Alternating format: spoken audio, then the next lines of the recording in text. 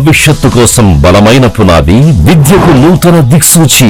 Vikas schools nursery నుండి 5వ తరగతి వరకు క్రిస్టల్స్ కరిక్యులంతో ఇంటర్నేషనల్ స్టాండర్డ్స్ విద్య. స్థాపించిన మొదటి సంవత్సరంలోనే all India Sainik entrance exams లో గుంటూరు జిల్లాలో హైయెస్ట్ 253 మార్కులు సాధించి, నవోదయలో సీటు సాధించి, ఒలింపియాడ్ ఎగ్జామ్స్ లో గోల్డ్ మెడల్స్ తో నంబర్ 1 గా నిలిచిన వికాస్ స్కూల్స్. యూకేజీ నుండే కర్సివ్ హ్యాండ్ రైటింగ్ ట్రైనింగ్, రైటివిటీ national level 2nd prize. Nursery and LKG పిల్లల కోసం ప్రత్యేక నాప్ టైమ్ బెడ్స్ సౌకర్యం, smart classrooms, computer education, library, sports, karate, chess, dance, crystals activity based learning తో science fair and creativity hands expo ద్వారా practical learning. అడ్మిషన్లు జరుగుతున్నవి. Girls and boys separate AC hostel facility.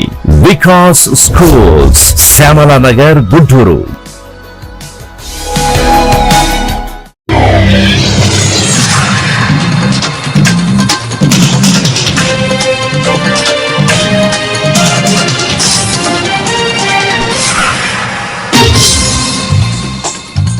నమస్కారం, city news తెలుగుకి స్వాగతం.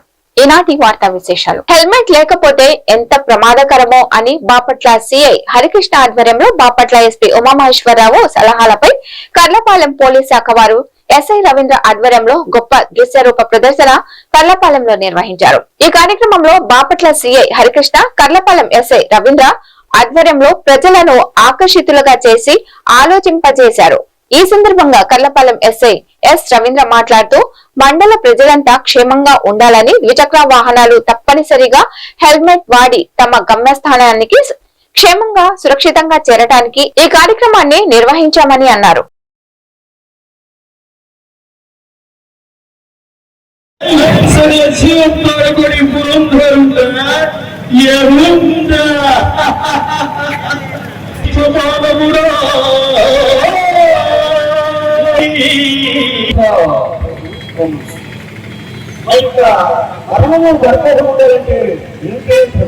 ఏమి చేయమనంటే మన బాబుగా ఆ మానవుడు శిరములకు హెల్మెట్ ధరించి తన ప్రాణాన్ని కాపాడుకున్నాడు. మరి ఆ మానవుడు పోలీసు వారి నియమాలు చేయగా, శిరముల హెల్మెట్ లేక చూస్తూ హేళన చేస్తూ అతివేగంగా వచ్చి అతని ప్రాణమును కోరుకుంటున్నాడు. మానవులారా, ఇప్పుడు ఇలా మీరందరూ కూడా పోలీసు వారి యొక్క నియమ నిబంధనలు శివరక్ష, ప్రాణరక్ష బాపట్ల జిల్లా ఎస్పీ గారైన ఉమామహేశ్వరరావు గారి యొక్క ఆదేశాల మేరకు ఈ కార్యక్రమం గత కొన్ని రోజుల నుంచి విపరీతంగా పబ్లిక్ లో తీసుకెళ్లేసి పబ్లిక్ లో అవేర్నెస్ కల్పించేసి వాళ్ళ ప్రాణాలు కాపాడాలనే ఉద్దేశంతో ఈ కార్యక్రమాలన్నీ మేము చేయడం జరుగుతూ ఉంటాం. ఇది కూడా కొద్దిగా ప్రాక్టికల్ గా చూపించాలనే ఉద్దేశంతో ఈరోజు మీకు ఒక చిన్న ఇన్సిడెంట్లు జరిగితే ఎలా ఉంటుందనే దానికి ఈ కార్యక్రమం చేయడం జరిగింది. మీరే చూశారు, హెల్మెట్ లేకుండా వచ్చే వ్యక్తి కింద పడితే ఏమైంది, ప్రాణాలు కోల్పోవడం జరిగింది. ఎవరు కూడా ప్రాణాలు ఈజీగా తీసుకొని వెళ్ళిపోయినట్టు చెప్పారు. నెక్స్ట్ ఇంకో వ్యక్తి హెల్మెట్ పెట్టుకొని వస్తే కింద పడ్డా కూడా చిన్న చిన్న గాయాలు జరిగి అతను ప్రాణాలు నిలబడటం జరిగింది. అంటే ఎవరు కూడా ప్రాణాలు తీసుకోలేకపోయినా చిన్న కథలాగా చేసి అవేర్నెస్ కల్పించడం జరిగింది. వీటిగా వస్తున్నటువంటి లేవు తల్లిదండ్రులు కానీ లేదా చదువుకున్న విద్యార్థులు కానీ యువకులు కానీ దగ్గర ఒక కుటుంబం చూస్తూ ఉంటారు. చూస్తూ ఉంటారు. మీరు హెల్మెట్ పెట్టుకోవడం పెద్ద భారం కాదు. భారత రాజ్యాంగ నిర్మాత, భారత రత్న డాక్టర్ బిఆర్ అంబేద్కర్ 135వ జయంతి సందర్భంగా చీరాలలోని ముక్కోణపు పార్క్ వద్ద ఆయన విగ్రహానికి చీరాల జర్నలిస్టు సంఘం నివాళులర్పించారు. ఈ సందర్భంగా పూలమాలలు వేసి అంబేద్కర్ సిద్ధాంతాలు, సమానత్వం, సామాజిక న్యాయం కోసం ఆయన చేసిన మహత్తర సేవలను స్మరించుకున్నారు. అనంతరం చీరాల పట్టణంలోని జర్నలిస్ట్ ఆధ్వర్యంలో భారీ బైక్ ర్యాలీ నిర్వహించారు.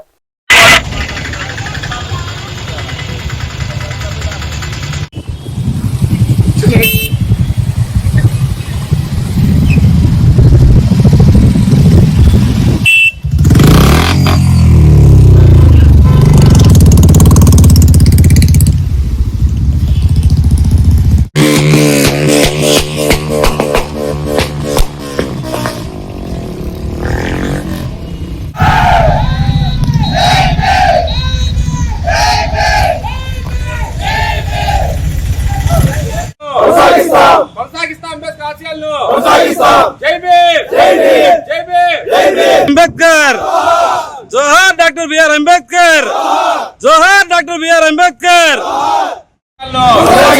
జై భీమ్, జై భీమ్, జై భీమ్. నిర్మాత డాక్టర్ బిఆర్ అంబేద్కర్ 135వ జయంతి సందర్భంగా చీరాల జర్నలిస్టుల ఆధ్వర్యంలో ముక్కోణ బరి సెంటర్లోని అంబేద్కర్ విగ్రహానికి పూలమాల వేసి నివాళులర్పించి అనంతరం చీరాల ఏరియా వైద్యశాలలో గర్భిణీ స్త్రీలకు రోగులకు పండ్లు పాలు బ్రెడ్ అందజేయడం జరిగింది. అందరూ కలిసి ఈ విధంగా బాగా ఉండి ఐకమత్యంగా ఉండి జర్నలిస్టులు మొత్తం మంచి పేరు తెచ్చుకోవాలని, చీరాల మంచి అభివృద్ధి కోసం పాటుపడాలని కోరుకుంటాం. సెలవు తీసుకుంటాం. భారత నిర్మాత, భారత రాజ్యాంగ నిర్మాత అయినటువంటి డాక్టర్ బిఆర్ అంబేద్కర్ గారి 135వ జయంతి సందర్భంగా ఈరోజు చీరాలలోని వర్కింగ్ జర్నలిస్టులు అందరూ కూడా ఐకమత్యంతో రైల్వే స్టేషన్ వద్ద ఉన్నటువంటి డాక్టర్ బాబాసాహెబ్ అంబేద్కర్ గారి విగ్రహానికి పూలమాలలు వేసి నివాళులు అర్పించి అక్కడ నుండి చీరాల ఏరియా వైద్యశాలకు వచ్చి ఇక్కడ ఉన్నటువంటి రోగులకి వీరందరికీ కూడా పండ్లు పంపిణీ చేయడం జరిగింది. డాక్టర్ బాబాసాహెబ్ అంబేద్కర్ ఏ ఒక్క వర్గానికో చెందిన వ్యక్తి కాదు. ఆయన భారతదేశపు సంపద. భారతదేశంలో ఉన్న ప్రతి వర్గానికి కూడా ఆయన నాయకుడు. ఎందుకంటే భారతదేశంలో ఉన్న అణగారిన వర్గాలతో పాటు ఈనాడు అణచివేతకు గురవుతున్న ప్రతి ఒక్కరు కూడా మార్గనిర్దేశం చేసి భారతీయులందరూ సమానమే, భారతదేశంలో పుట్టిన ప్రతి ఒక్కరికి ఓటు హక్కు కల్పించాలి, ఆ ఓటు ద్వారానే మనలో ఉన్న ఒక నాయకుడిని ఎన్నుకోవాలి, ఆ నాయకుడి ద్వారా రాజ్యం చేయాలనేది ఆలోచన డాక్టర్ బాబాసాహెబ్ అంబేద్కర్ ఆ రోజు విత్తనార్థం దాన్ని ఈ రోజుకి పార్లమెంట్లో చట్టంగా చేసి అనేక రకమైన చట్టాలు, కార్మిక హక్కు చట్టాలు కావచ్చు, స్త్రీలకి ఆస్తి హక్కులు చట్టాలు కావచ్చు, పిల్లలకి చదువుల విషయంలో కావచ్చు, కార్మికులకి కార్మిక హక్కు చట్టాలు కావచ్చు, భారతదేశంలో ఉన్న ఏ అంశాన్ని తీసుకున్నా అంబేద్కర్ లేకుండా ఏ అంశం లేదు. అందుకొరకని ఈ చీరాల్లో ఉన్నటువంటి వర్కింగ్ జర్నలిస్ట్ అందరూ కూడా రానున్న అన్ని రోజుల్లో కూడా డాక్టర్ బాబాసాహెబ్ అంబేద్కర్ గారి పిలుపు మేరకు ఆయన ఆశయాల కోసం కృషి చేస్తామని ఈ సభాముఖంగా తెలియజేసుకుంటూ సెలవు తీసుకుంటాం. జై భీమ్, జై భీమ్. రాష్ట్ర ప్రభుత్వ ఆదేశాల మేరకు భట్టిప్రోలు మండలం కేంద్రం నందు 61 లక్షలతో ఏర్పాటు చేసిన అన్న క్యాంటీన్ ను మాజీ మంత్రి స్థానిక ఎమ్మెల్యే నక్క ఆనంద్ బాబు అక్షయ పాత్ర ఫౌండేషన్ ప్రతినిధి పాన్కున దాస్ తో కలిసి జిల్లా collector doctor V Vinod Kumar ప్రారంభోత్సవం చేశారు. ఈ సందర్భంగా ఆయన మాట్లాడుతూ పట్టణ ప్రాంతాలతో పాటు అత్యధికంగా ప్రజలు నివసించే గ్రామీణ ప్రాంతాల్లో కూడా ప్రభుత్వం అన్న క్యాంటీన్ ఏర్పాటుకు శ్రీకారం చుట్టిందని అన్నారు.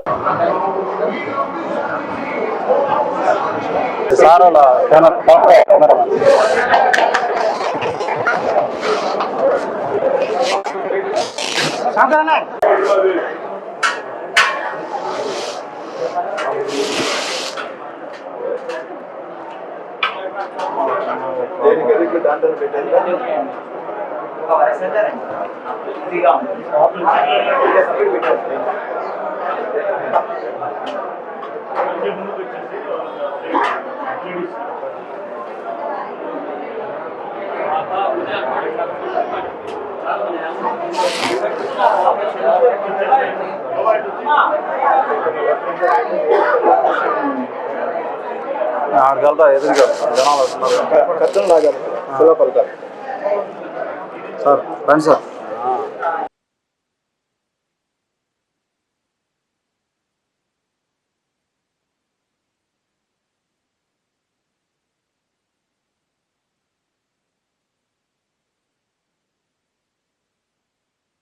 మన నియోజకవర్గంలో రెండింటికి అవకాశం ఉంటుంది అనుకుంటే కొల్లూరు, భట్టిప్రోలు నేను ప్రపోజల్స్ పంపించాను. ఆ తర్వాత అనేకమైన పరిస్థితులు, ప్రభుత్వాలు మారటం, అన్న క్యాంటీన్ల వ్యవస్థ అంతా కూడా విధ్వంసానికి గురి కావటం, పేదవాడి దగ్గర నోటి దగ్గర కూడు కూడా లాగేసుకునే పరిస్థితి జగన్మోహన్ రెడ్డి ప్రభుత్వంలో ఆ రోజు చూశారు. అన్న క్యాంటీన్లన్నీ కూడా క్లోజ్ చేసేసారు. ఎందుకు చెప్తున్నానంటే ఈ అన్నా క్యాంటీన్లు అనేది తమిళనాడు ప్రభుత్వం, తమిళనాడు రాష్ట్రంలో అమ్మా క్యాంటీన్ల కింద రన్ అవుతా ఉండే జయలలిత గారి పేరు మీద. ఒక విధంగా వాటిని ఆదర్శంగా తీసుకొని చంద్రబాబు నాయుడు గారి రాష్ట్రంలో తీసుకొచ్చామండి. అక్కడ మొత్తం ఇన్స్పెక్ట్ చేసి వచ్చి అంతకంటే నాణ్యతగా, క్వాలిటీగా బ్రహ్మాండమైన పరిస్థితులు సృష్టించి ఇక్కడ ఆ కార్యక్రమాన్ని అమలు చేశాం. ఒక మంచి కార్యక్రమం చేసినప్పుడు ఇంకా దాన్ని ఇంకా మెరుగైన పరిస్థితులు, మేలైన పరిస్థితుల్లో ముందుకు తీసుకెళ్ళడానికి ప్రయత్నం చేయాలి. కానీ ప్రభుత్వాలు మారినా మంచి కార్యక్రమాలను కూడా ఈ ప్రారంభించింది ఫలానా వాళ్లే, దీన్ని విధ్వంసానికి గురి చేద్దామనే ఆలోచన రావడం అనేది తప్పు. అటువంటి ఆలోచనతోటే ఆ రోజు జగన్మోహన్ రెడ్డి కర్లపాలెం మండలం కర్లపాలెంలో స్థానిక సత్యవతిపేట జాతీయ రహదారిపై ప్రభుత్వ టీచర్ భవానీ తన డ్యూటీని చేసుకుని ఇంటికి వెళ్తుండగా వెనుక నుంచి ఒక బైక్ స్పీడ్ గా వచ్చి ముందుకు వెళ్తున్న స్కూటీని గుద్దడంతో ఇద్దరికి గాయాలయ్యాయి. వెంటనే అంబులెన్స్ కి ఫోన్ చేయడం ద్వారా గాయపడే వారిని స్థానిక బాపట్ల ప్రభుత్వ ఆసుపత్రికి తరలించారు. వివరాల్లోకెళ్తే నగరం నుంచి వస్తున్న ఒక ప్రయాణికుడు మద్యం సేవించి పోనిస్తున్నట్లు స్థానికులు అంటున్నారు. అట్ల గోపిరెడ్డి వాహనం స్పీడ్ గా నడపడం ఈ ప్రమాదం జరిగినట్టు స్థానికులు తెలియజేశారు.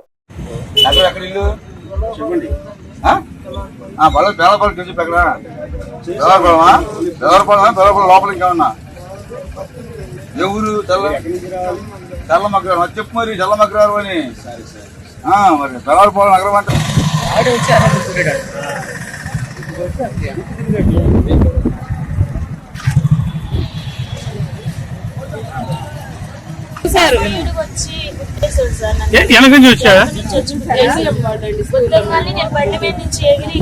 అతను వెనక వచ్చి అవసరమైతే బాబాయ్ అని చెప్తారు. వచ్చి పోలీస్ స్టేషన్ వచ్చి ఏం పర్లేదు.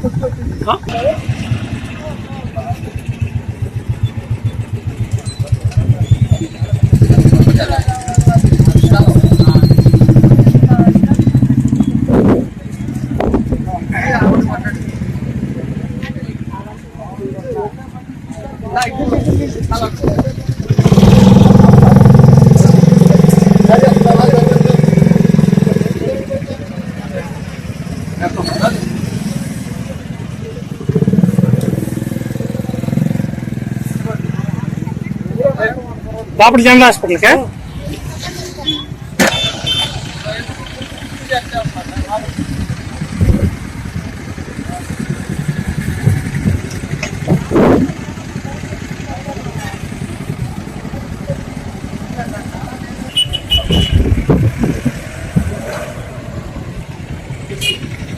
దేశవ్యాప్తంగా జనగణన సర్వే మొదలైన నేపథ్యంలో మన రాష్ట్రంలో మే 1 నుంచి చేపట్టే జనగణనలో భాగంగా మొదట ఇండ్ల గణన జరుగుతుందని కర్లపాలెం ఏఎస్ఓ సౌమ్యశ్రీ అన్నారు. ఇందులో భాగంగా స్థానిక ఎంపీడీఓ కార్యాలయంలో 3 రోజుల శిక్షణ తరగతులు ఈ రోజు ప్రారంభమయ్యాయి. ఈ కార్యక్రమానికి రెవెన్యూ అధికారి ఆనందరావు అధ్యక్షులు వహించగా ఏఎస్ఓ సమక్షంలో ఈ శిక్షణ తరగతులు ప్రారంభించారు. ఈ శిక్షణ తరగతులు ఆర్పీలుగా ఎస్ఆర్ఓ గుర్ల రాజేష్ పాల్గొని శిక్షణలు ఇస్తున్నారు.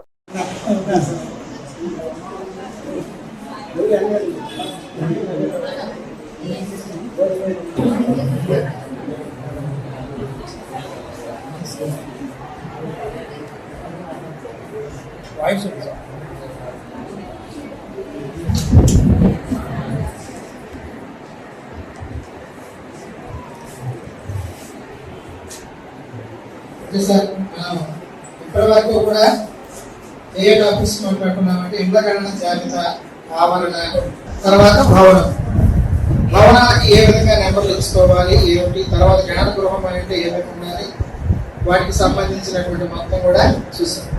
మనం ఒకసారి భవనం అంటే ఏమేమి ఉండాలి మేడం?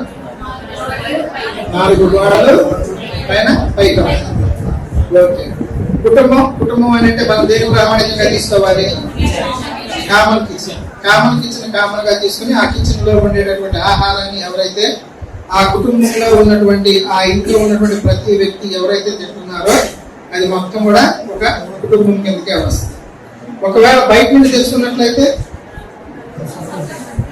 వాళ్ళు సపరేట్ కుటుంబం కిందకి అయిపోతారు. వాళ్ళు దాని కుటుంబం. బంధుత్వం లేనటువంటి వ్యక్తులు ఒకే కుటుంబాన్ని కనుక ఉపయోగిస్తున్నట్లయితే దాన్ని మనం ఏమన్నా ఒకే కిచెన్ కనుక ఉపయోగిస్తూ ఉంటాం. అటువంటి వాళ్ళని మాత్రం ఏమంటాం? సంస్థాగత కుటుంబం. ఆ సంస్థాగత కుటుంబానికి ఉదాహరణలు ఏమేమి వస్తాయి? ఓకే, మెస్ కానీ, హాస్టల్స్ కానీ, దేవి కానీ, ఆశ్రమాలు కానీ యాప్లో పట్టాన్ని మనం డౌన్లోడ్ చేసుకున్న తర్వాత మనం వాటి నుంచి మనం ప్రతి ముందు 3 రోజులు వాళ్ళకి కేటాయించబడినటువంటి ఏరియా ప్రాంతం ఏదైతే ఉందో ఆ ప్రాంతాన్ని మొత్తం కూడా క్షుణ్ణంగా అసలు రహదారి ఉన్నదా, లేదా మట్టి రోడ్డు ఉన్నదా, లేదా సిమెంట్ రోడ్డు, భవనం కానీ, చర్చి కానీ, దేవాలయం కానీ, పాఠశాలలు కానీ కళాశాలలు కానీ ఏవి ఉన్నా కానీ సరే మనం వాటన్నింటినీ కూడా ముందు ఒక అవగాహనకి రావాలి. దానికోసం మనం ఒక్కసారిగా తిరిగామంటే తెలియదు. ముందు ఒకసారి మామూలుగా వెళ్తాం. మామూలుగా వెళ్ళిన తర్వాత మనకి ఏవైతే ఉన్నాయో వాటన్నింటినీ గుర్తుపెట్టుకుంటాం. మళ్ళా మనం రెండో రోజు మరలా వెళ్తాం. రెండో రోజు వెళ్ళిన తర్వాత కూడా మరలా చూస్తాం. మళ్ళీ మూడవ రోజున మనం ఏం చేయాలంటే వాటన్నింటినీ కూడా పక్కా గృహం అయితేనేమో చిత్రాస్త్రం బొమ్మకేస్తాము, నివాసం అయితేనేమో అట్లాగే ఉంచుతాం. అంటే చిత్రాస్త్రం బొమ్మ ఏదైతే ఉంటుందో దాన్ని అట్లాగే ఉంటాం. నివాసేత్రం అంటే అక్కడ ఇల్లు ఏది ఉపయోగించడం లేదు, అప్పుడు దాన్ని మధ్యలో కేసులు ఉండే విధంగా గీస్తాం. దాని కింద దాంట్లో ఎన్ని గణన గృహాలు ఉన్నాయి ఆ భవనంలో ఉన్నటువంటి గణన గృహాలు కింద వేస్తాం. నెక్స్ట్ ఇంకోటి వచ్చేసరికి పక్కా ఇల్లు అంటే అన్ని డాబాలే ఉంటాయి. కొన్ని చోట్ల పూరీలు ఉంటాయి, రేకులు ఉంటాయి, ఇటువంటి ఉంటాయి. మల్లవరంలో డాక్టర్ బిఆర్ అంబేద్కర్ 135వ జయంతి వేడుకలలో భాగంగా ముఖ్య అతిథిగా పల్నాడు జిల్లా ఎంఆర్పీఎస్ అధ్యక్షుడు గాడిపర్తి శ్రీనివాసరావు పాల్గొన్నారు. ఈ సందర్భంగా ఆయన మాట్లాడుతూ రాజ్యాంగ నిర్మాత, ప్రపంచ మేధావి, భారతరత్న డాక్టర్ బిఆర్ అంబేద్కర్ ఆశయ సాధనమే లక్ష్యమని ఎంఆర్పీఎస్ అన్నారు. మంగళవారం స్వర్గీయ అంబేద్కర్ 135వ జయంతి సందర్భంగా ఆయన ఘనంగా నివాళులర్పించి మీడియాతో మాట్లాడారు. కొనసాగిద్దాం అంబేద్కర్ ఆశయాలను, కొనసాగిద్దాం అంబేద్కర్ ఆశయాలను, కొనసాగిద్దాం అంబేద్కర్ ఆశయాలను. డాక్టర్ భీమ్రావ్ అంబేద్కర్ గారు ఆయన 135వ జయంతి సందర్భంగా ఈరోజు మల్లవరం గ్రామంలో యూత్ ఆధ్వర్యంలో, ఎస్సీ యూత్ ఆధ్వర్యంలో ఏర్పడినటువంటి కార్యక్రమానికి ఆహ్వానించినందుకు అందరికీ ధన్యవాదాలు తెలుపుతున్నాను. డాక్టర్ బిఆర్ అంబేద్కర్ గారు భారత రాజ్యాంగం రాయకముందు ఈ దేశంలో ప్రతి ఒక్క పౌరుడికి ఏదో అణగారి వర్గాలు, ఎస్సీ, ఎస్టీ, బీసీ, మైనార్టీ వర్గాలు ఉన్నాయో వారికి స్వేచ్ఛ సమానత్వం లేదు. ఎప్పుడైతే భారత రాజ్యాంగం 1950లో అమల్లోకి వచ్చిందో ఆ రోజు నుండి నేటి వరకు భారత రాజ్యాంగం అమలు వచ్చిన కాడి నుంచి ప్రతి పౌరుడికి స్వేచ్ఛ సమానత్వం అనేది ఇవ్వడం జరిగింది. అదే మహానుభావుడు భారత రాజ్యాంగం రాయకపోయి ఉంటే ఈ దేశంలో ఎస్సీ, ఎస్టీ, బీసీ, మైనార్టీ వర్గాలు అగ్రవర్ణాల కింద నలిగిపోయిన పరిస్థితి ఏర్పడి ఉండేది. ఇవాళ స్వేచ్ఛగా స్వతంత్రంగా మాట్లాడగలుగుతున్నాం అంటే అంబేద్కర్ పుణ్యమే.